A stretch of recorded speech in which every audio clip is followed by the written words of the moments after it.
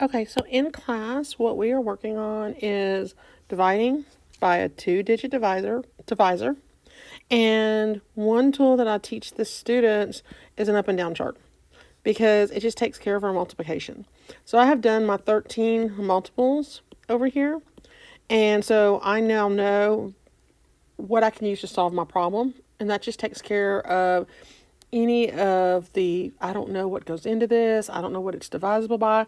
We've got our chart here. So the way I do this is I've sent home some grid paper so they can get everything lined up, because what we're worried about is this decimal.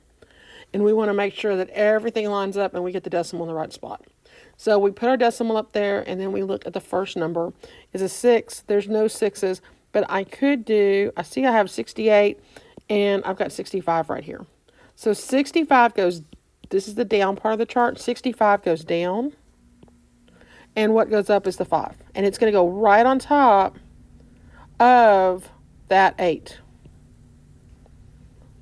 So now I have 8 minus 5 is 3.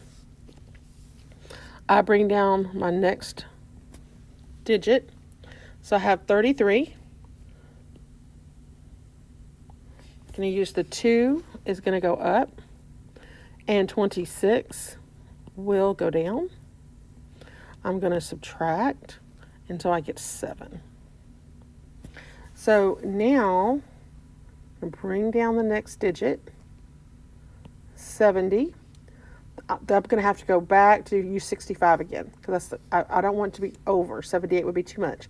So 65, up is 5. I subtract and get 5. Then I bring down my next number, which is 4. For 54, I'm going to use 4 goes up, 52 goes down. My 4 is going to be right here on top of this 4. And that's the last thing before the decimal. I'm going to subtract. I get a 2.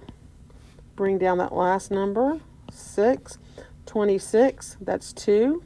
So my answer is 5,254 and 2/10.